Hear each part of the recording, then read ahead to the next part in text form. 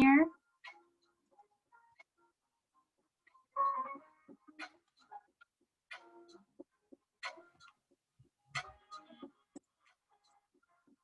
Good morning, Liam. Hi, Joanna. If you are just joining us, I've put a question in the chat for everybody to answer. Please add something to the chat, a tip or a trick about something that you do to be productive during remote learning or to stay motivated.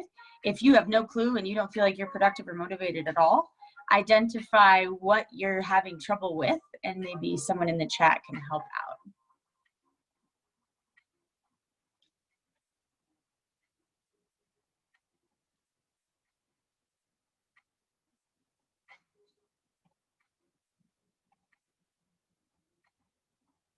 Good morning, Estefania. Hi, good morning.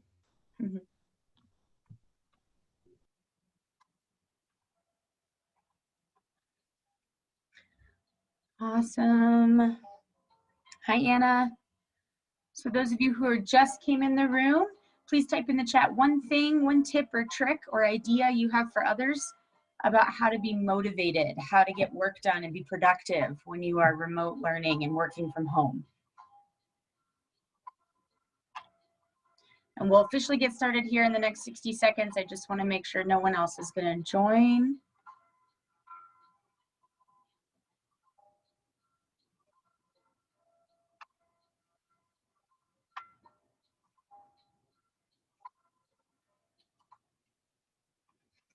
All right, let's get into it. Good morning, everybody. Happy Thursday or Friday, depending on when you might be watching this, for those who will watch the recording later. We are looking like we're remote for the next rest of the calendar year. I know that can be really frustrating. I know I was bummed about it, but it will keep us safer and our community safer and hopefully allow us to return to normalcy sooner than later at some point in the future. I'm sorry I couldn't be with you last class. I was helping my mom deal with some family matters. Her uncle passed away, so we had to take care of his remains and things like that. Everybody's doing okay. He was 83. He lived a long, good life. So we're hanging in there, and I hope that you and your family are too, and staying healthy and staying safe. Today is submission day. Thanks for joining the Zoom because we don't have much time together, so I'm glad you're here. But you will need to submit to Empower to truly get your attendance for today. Additionally, consider that any missing or late work you might still have in Empower should be submitted because we are only 4 weeks away from the end of the semester.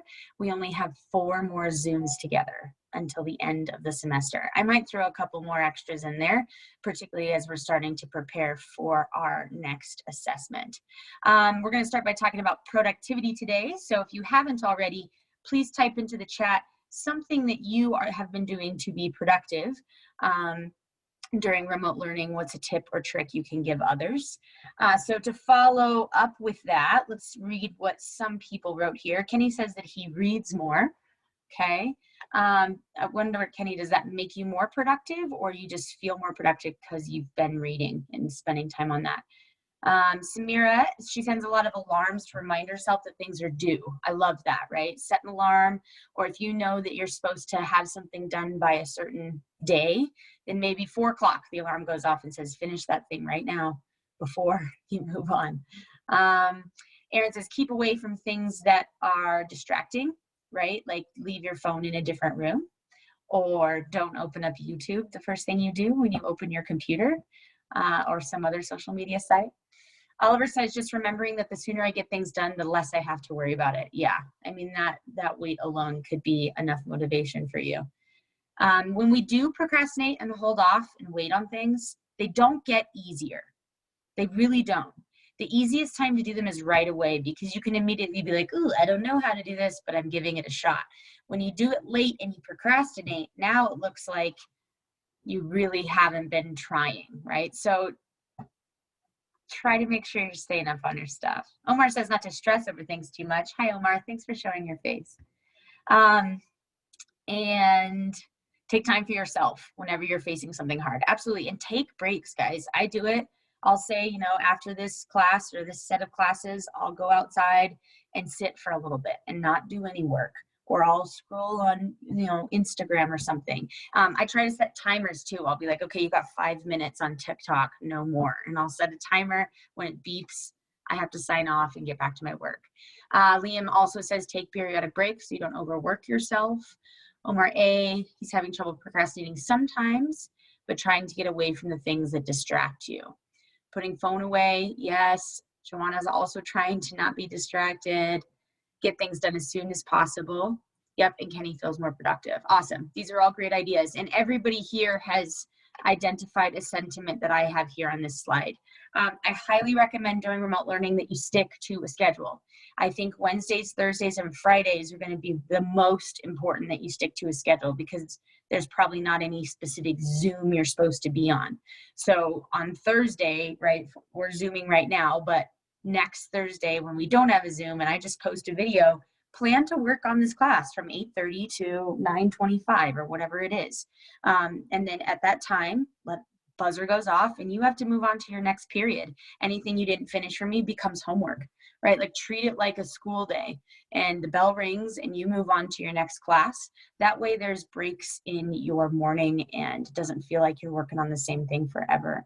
To-do lists are huge. Creating a list, crossing it off, considering that, what's on your list might not all need to get done today. So maybe it's just a today list, what's absolutely imperative that gets done today. Cool. So keep working on this. It's hard to figure out a good work at home balance, but it is possible. But you have to make an attempt to be on top of your stuff and create a plan, follow a plan, so that you do have some chance at success. All right. Awesome. Let's get into our stuff today. I want you guys to do some talking and me not to talk so much. So we're going to head into some breakout rooms and look at some historical context behind Beloved. Some of this stuff you should have already looked at. So if you haven't, then you're a little bit behind and you're going to have to kind of quickly check it out and catch up in your groups. There's 4 different topics of discussion. Each group will be given a specific one to consider. Before you talk about those, when you first get into your group, I want you to begin by quickly summarizing chapters 4 through 6 with like 1 sentence for each. So generally, what happened in chapter 4, generally what happened in 5, generally what happened in 6. Then bring up any questions, confusions that people might have. Folks, don't be afraid to say that you don't understand something. This book is so confusing. I remember being completely lost the first time I read it. So don't be afraid to ask questions, okay? After you've done a quick summary and questions, then your group will focus on the specific topic that I will assign you. SCARS is all about looking at that slave trade article and the images that go with it, and kind of understanding a little bit about the slave experience. Haint blue is that term is used in Beloved in chapter 5. But Haint blue specifically references something that connects to the African American culture. So look up the word and the color, determine what it is so that you can easily make that connection. Strange Fruit is the song by Billie Holiday. It's very different between when you read the lyrics and when you listen to them. So make sure you've had a chance to listen to the song, and consider the metaphor she's using, and maybe even intentional elements that you're noticing. And then lastly, we had an interview with Toni Morrison. You might want to rewatch just a piece of this real quick with the group. You don't have time to watch the whole thing, but maybe just the first minute or so, to kind of remind yourself of what that's about. So as a group, you'll do your summary, talk about confusions, and then you'll look at this particular topic I will assign you. As a group, you will determine and be able to share with us what it is, just like a brief description of what this topic is about. Secondly, how does it connect to Beloved? I don't have a D on my Beloved. I should revise my work. And then lastly, why is this important? What is it? How does it connect to Beloved? And why is it important? So breakout group 1, you don't know who you're going to be in that group yet, but group 1 will have SCARS. Group 2 will have Haint blue. Group 3 will have Fruit, and group 4 will have Toni Morrison. I will send that out in a group message as well so that everybody can see it once you're in your groups. Before we move into our breakout rooms, does anyone have any questions? If you're good and you understand, give me a thumbs up, a high five, shimmy. I'm good, miss. Ready to roll, miss. Let's rock this-ish. I don't know. Whatever you want to say. Thanks, Erin. Thanks, Omar. Thanks, Katie. Thanks, Samira. Cool. Okay, I'm going to send you into your room. So naturally, as always, somebody's going to kind of come out as like the leader and facilitator and start the process. When we come back together as a group, I will expect 1, 2, 3, all 4 of you, up to you, someone from your group to share out these 3 pieces when we get back together. Okay. So let me open the breakout rooms now. There's going to be about 3 of you per room. You might get a straggler that joins class late, so keep that in mind. All right, I will send out a messaging when you get in. First, summarize 3 chapters. Second, questions, confusions. Third, focus on your topic. You will have about, once you're in there, about 6-7 minutes to do this work. I will see you in a little bit.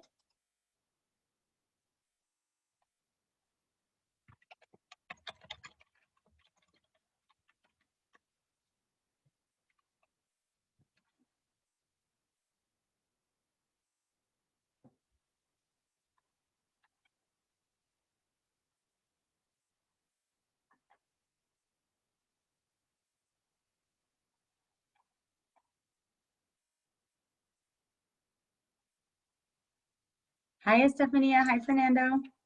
Hi, Miss Kelly. We are going into breakout rooms to talk about some stuff, so your group will catch you up when you get in there. So there should be a box on your screen that says join breakout room. You can go ahead and join it now.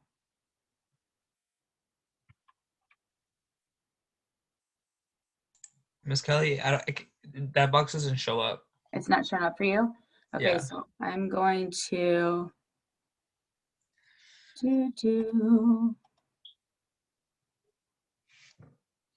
why isn't it letting me? Okay, I'm going to put you in 1, but then I'm going to move you. Don't do that yet. Okay, Miss Kelly. Okay, now is there a box? No. Huh. That's weird.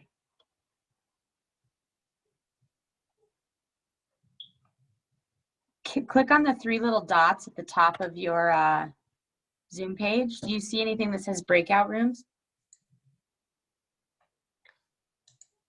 No, Miss Kelly, the only thing I see is that it says that you are viewing Miss Kelly's room, and then I just see the historical breakout rooms, and that's it.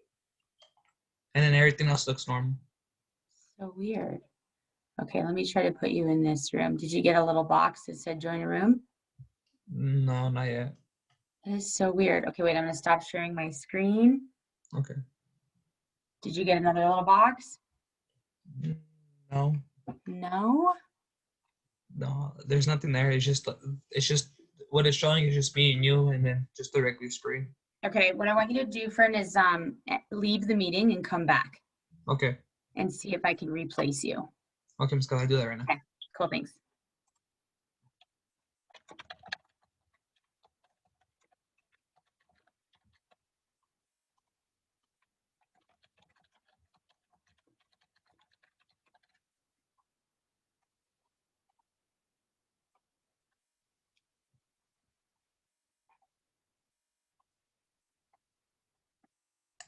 Okay, Fernando. Yeah, I it says just assigned you. yeah, it's right there, Miss. It says join Perfect. breakout room 4. All right, thank you. You're welcome.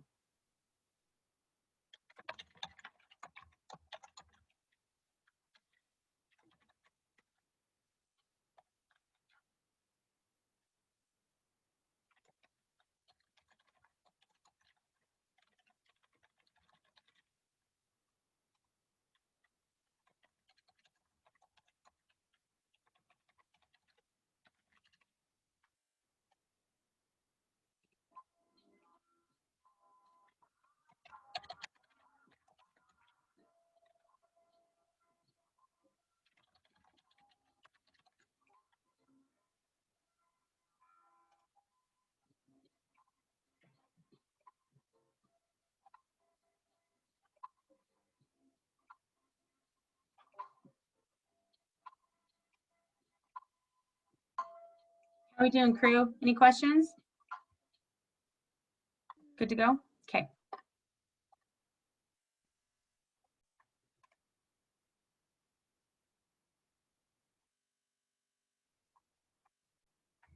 How you doing, guys? Any questions?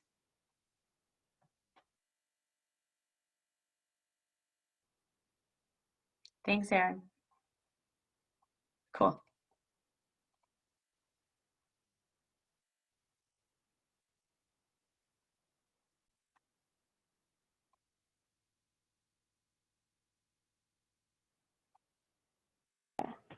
You guys doing okay? Any questions? No. Hey, Okay. Miss, real quick, what was group 3? Was it scars or stranger? Group 3 is strange fruit. Got it. Okay. Okay. Got it. Okay, thank you.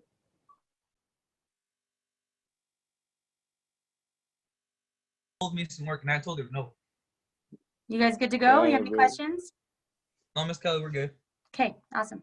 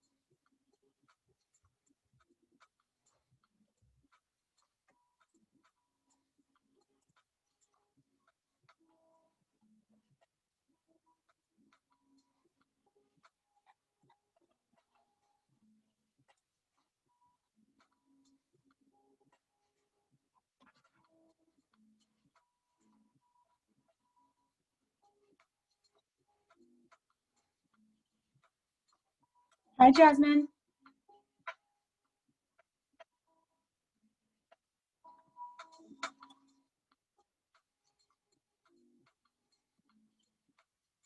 Jasmine, are you there?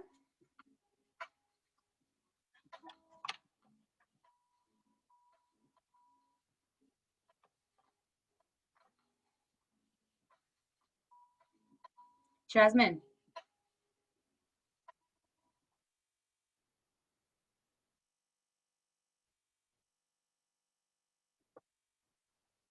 Jasmine, are you from my third period?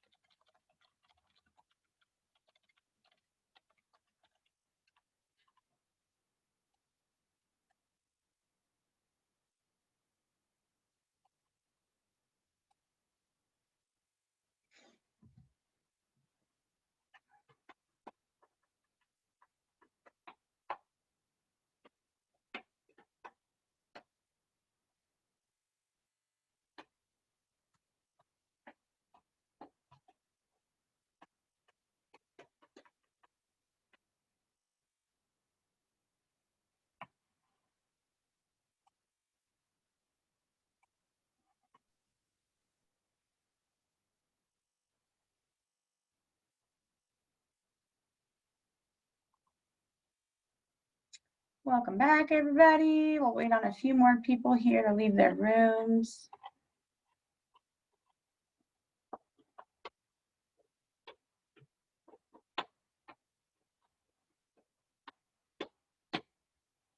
Omar, are you juggling?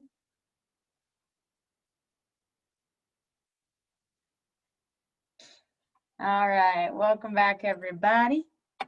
Okay, cool. So let's get into these conversations. When we get to your particular topic, first, actually, let's start with questions. Are there any looming questions, confusions about the text right now that you and your group could not answer? You can speak or type in the chat, up to you.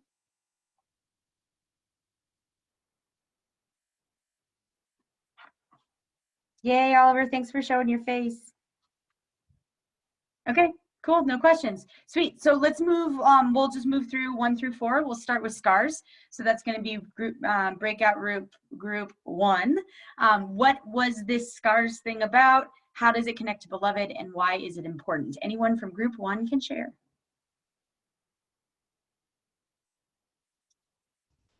So I went to the website, and it was just basically a website about like the Civil War and the slaves and what happened to the slaves during the Civil War and everything.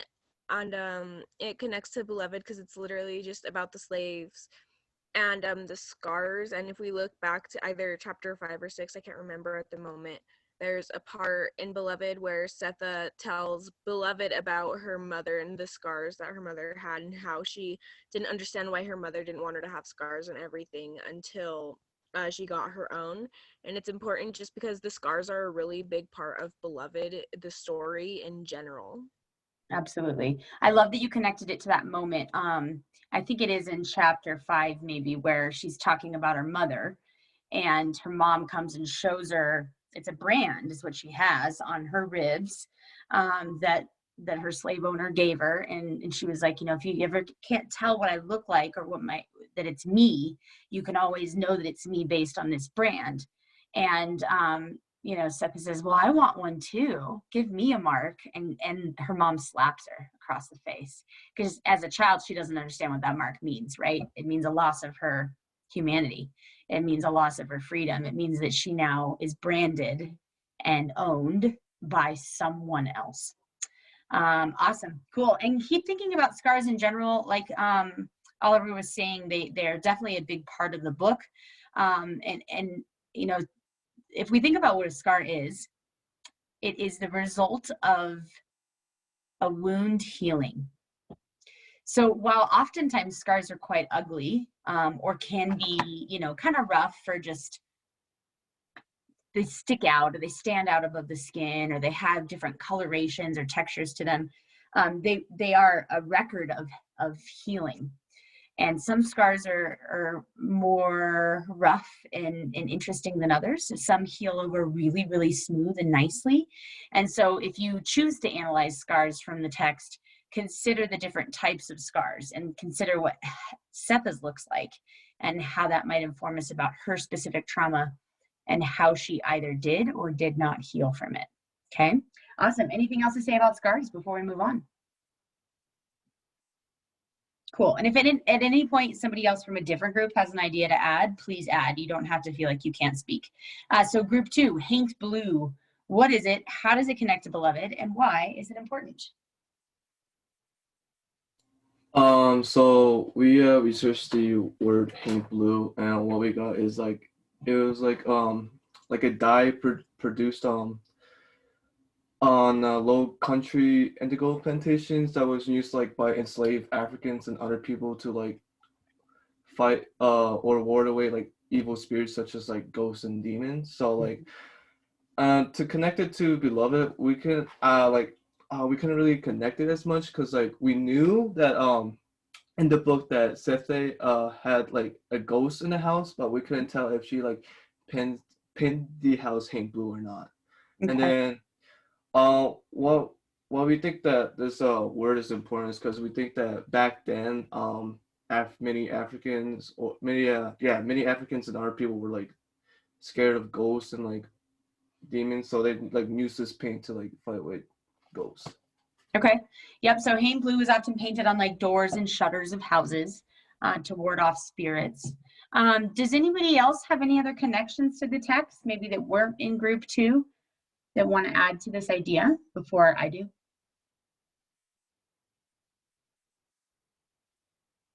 Okay, cool. So Haint is to ward off spirits. It's a color used for that. So when we think about this color Haint, we associate it with spirits, with ghosts.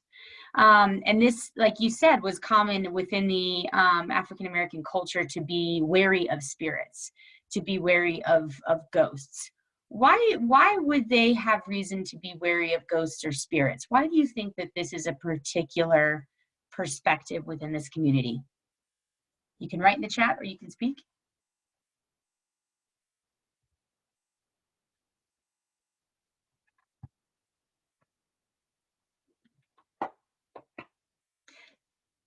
So there was the obvious connection made with the fact that there's a ghost in 124. We don't know the color of the house. I don't know if it's actually blue, but I would assume it's not because there's a ghost living in it. So it's not painted blue, or else maybe that would be working. But in general, there is this theme of spirits and ghosts throughout the text. The text itself, even from the very beginning, is kind of haunting, right? Like there's something haunting about it. Like there's this ghost or spirit or shadow kind of always there. And that's present because there is an actual ghost in the house, but also the way in which the story is told. It's told in pieces, it's told very piecemeal. You don't have all the parts of the story until later. It's told in flashbacks. So there is something sort of haunting about this. And I want you to consider this idea of ghosts and haunting and how that might be a common motif throughout the text and what that might be saying about the African American experience. Let's talk a little bit about strange fruit, and then I might come back to some ideas there. So group 3, you had strange fruit. What is this? And, oh wait, hold on. Kenny said maybe the slaves that have died would become ghosts and try to intend to hurt others.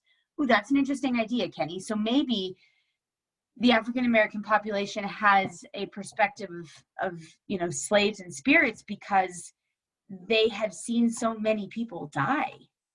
Like they have seen family members and children and parents and grandparents and friends and cousins and uncles die horrific deaths or get bought or purchased or traded. And if you die in a horrific way, I think it's pretty common to consider that maybe your soul is not at rest, right? And that soul is going to come back to our world and maybe cause a little bit of havoc, like possibly Beloved has. Okay, nice point, Kenny. Thank you. So group 3, strange fruit. What is it? How does it connect to Beloved? Why is it important? Okay, so Strange Fruit is a song, obviously, by Billie Holiday. And it's a song about that it symbolizes the brutality and the racism that happened back in 1939, basically when the song was recorded, when people were lynching African Americans. And when you read the lyrics, it talks a lot about how like there's strange fruit and they're lying down or they're being plucked out, or they're left out in the sun to rot, and just horrible things that you could imagine. And well, we connected it to when Sheka was kind of like dying. She was trying to run away from, I think, her master's house, I think. From Sweet Home. Mistaken. Yeah. And she was also pregnant with Denver, so obviously she was even more exhausted. And I connected it to the song because she was dying and laying out in the sun, like if she was rotting, like if she was becoming a strange fruit, basically. So in the song itself, what is the metaphor? What are strange fruit being compared to? I think she's comparing it to African Americans who are dying and killed. And they're like literally hanging from the trees, right? Yeah. Okay, so it's an interesting comparison because fruit is typically seen as a something that it provides sustenance. It's fuel, it's food, it's sweet, it's delicious. It's oftentimes kind of a treat over, say, like a vegetable. And to compare the killing or lynching of African American people to something like sweet and often associated with positive things is a really ironic comparison, right? So I like this idea of you connecting it to this moment with Beloved, because she probably thought in that moment, I might die here. This might be where I die.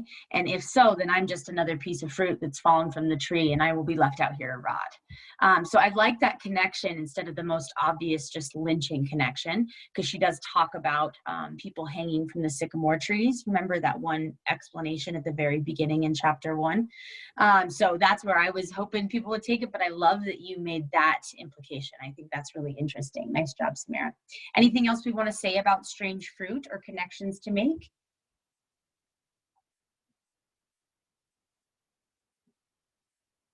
Okay. Also notice when you listen to this song, how haunting it is. It's severely haunting. There's something really dark about it. The way she sings, it's like guttural and from her stomach, right? And from a very painful place.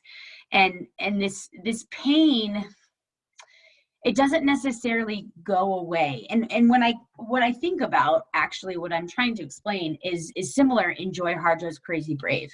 You know how she was always talking about the knowing, and how the people who came before her, the ancestors that came before her, passed down a series of like understandings and knowledge, and that these ancestors were always sort of trying to speak to her, or that she just sort of had this understanding simply because of who came before her. And I see the same thing in the African American experience, particularly with those people who did or had family members who experienced slavery, because this stuff is passed down. When your community, when your generation, when your people experience the horrendous and horrific things that they did, like public lynchings and dead bodies rotting out in the sun and being purchased and paid for and moved around, and tortured and hurt and killed, that is a lot of trauma that, yes, could leave actual physical scars. But to connect back to the scar idea, it also leaves internal scars. And this stuff doesn't just go away. It impacts the people for a long time, just like Harjo's people were impacted, right? Severe amount of them had depression and alcoholism and all sorts of things because of the displacement of their community. And so I almost see this haunting aspect as like the trauma and scars that live within the souls of all those who have passed is still haunting the African American community today. Like it hasn't, just because it's over, it hasn't gone away. And it most definitely has changed the way that African Americans engage in the world, engage with other people, and how their perspective sits within our society. So really consider those ideas as we talk through the text, because we don't have this experience, we can't ever truly fully understand it, but we have to look through their eyes to do so. So this is a nice segue into Toni Morrison and sort of what she was talking about in her interview and how that connects to Beloved. So group 4, you're up next. What is the Toni Morrison general gist of it? What is the interview about? How does it connect to Beloved? And why is it important?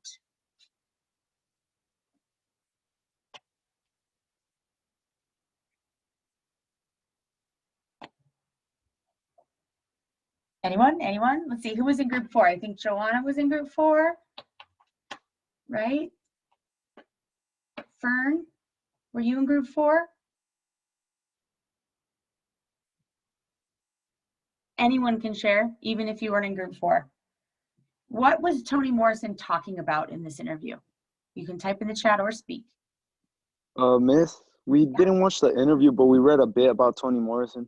Okay. Yeah, what do you got? Based off of what I read, I found out that the reason that she wrote Beloved was kind of so people wouldn't forget the history that African Americans passed and all the past experiences that they've gone through. And she kind of wrote it just so it won't be silenced and forgotten. Okay, awesome. Very good point. Absolutely. Is there anyone in the room right now who did watch the video and remembers the interesting sort of engagement that occurs between her and the interviewer?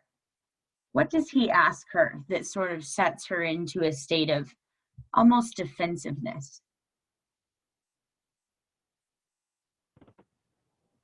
Didn't he ask her, like, the question of if she was gonna write about like white people, I think, or like make them the main character? Yep, exactly. If she was ever going to make, a story about white people, or I think specifically what he said from the perspective of a white character, is she always going to write from the Black perspective? And she gets it. You like see her body language. She gets a little aggravated by the question.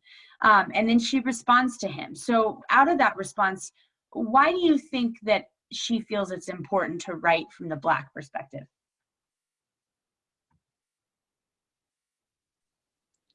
I believe she mainly focuses on the Black perspective just because of everything they've gone through, and she just wants to make sure that they just don't forget the history.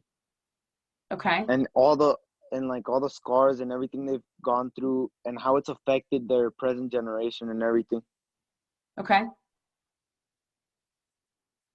Any other ideas? So I want you to consider something, guys. Stories that have been told to us our entire lives were written a long time ago by some historian or some storyteller. And up until recent history, 100% of the storytellers in our past were white men. So imagine how accurate and authentic is the story of a slave told through the gaze of a white person, right? We all know that we tend to hide the things we don't necessarily want to show. So if a slave owner is telling a story about slaves, they're going to present that in a light that makes them look the best they possibly can. And so oftentimes our representation of history is a sugar-coated, whitewashed version of the truth. And we see that with Christopher Columbus and the Native Americans and what happened with even just the Trail of Tears and Joy Harjo's experience. We see it with slavery and the American or Black American experience, right? That when we tell a story, we're telling it from our own experience, which does not remotely account for the other perspective. And if you aren't Black and if you didn't survive slavery and you don't have people directly connected to that world in your life, then your understanding of it is like an iceberg, right? It's a tip of this very massive beast that lives underneath. And so Morrison, all of our stories are told by old, probably dead by now, white guys. And Morrison's like, we have to have these stories from the experience of the Black perspective, right? Okay, so keep thinking about these themes. They all kind of come together. You could connect strange fruit and scars and this idea of how African Americans are represented in society, how slavery is taught to us and understood and experienced in educational realms. There's a lot of ways you can take this when you're analyzing this text. So we'll get further into analysis a little bit next week and then into the coming weeks. But this is some good sort of foundation for where we're headed with our analysis. Is there anybody who wants to ask any questions about anything that was just said, add in on any ideas, or maybe disagree with anything that was said?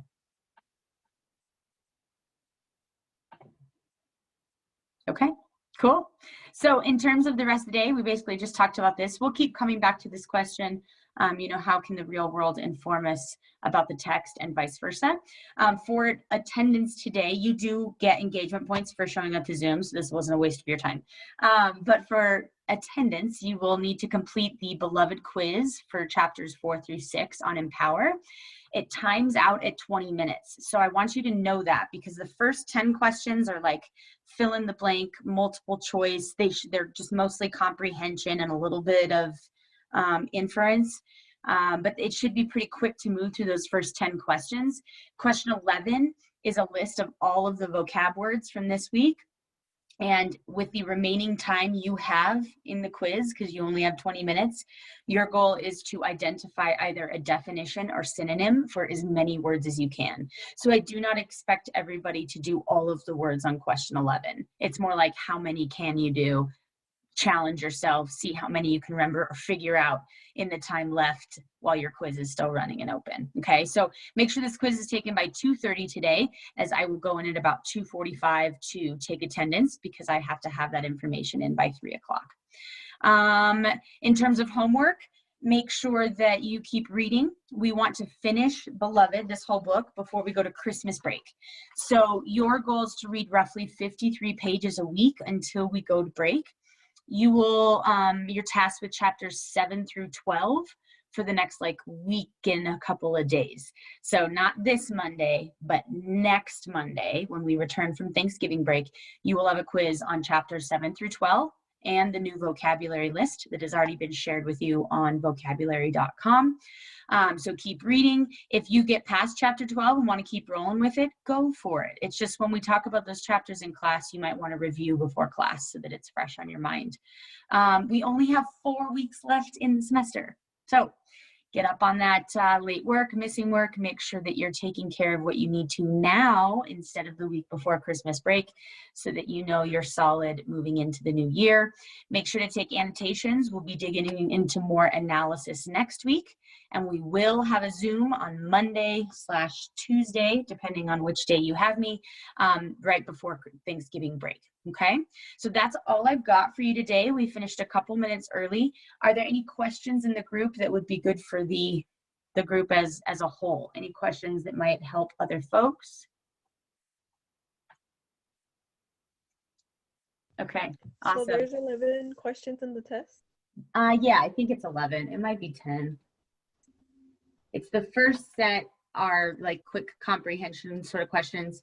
And then you do have to do a little bit of paragraph writing on some of them. But yeah, it's only about 11 questions, I believe. Okay. Let's just double check while we're in here.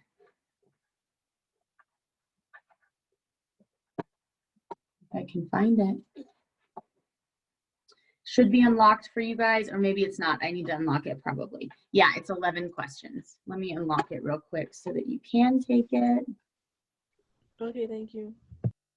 You're welcome. And so if you're good to go and you're set and solid and you have everything you need, you can log off and say goodbye, and I'll see you on Monday, Tuesday of next week. Have a lovely weekend. If you have questions or anything, feel free to stay on and ask them. Bye, Miss. Bye, Miss. Bye. Have a Kelly. good day.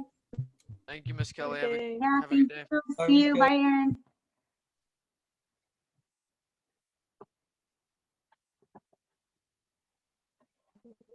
Miss Kelly, Yes. for some weird reason, every time I keep logging into the vocabulary, I cannot see the list. You can't see the list. So it lets you log in, but it doesn't show you the list. Yeah, it just said there's nothing like on my list or like work to do. It's just empty. Yeah, And it's you've been joined our class. I think so. Okay. On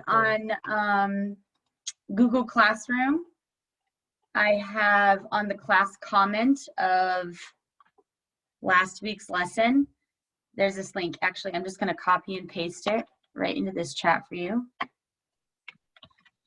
Nope, that's not it.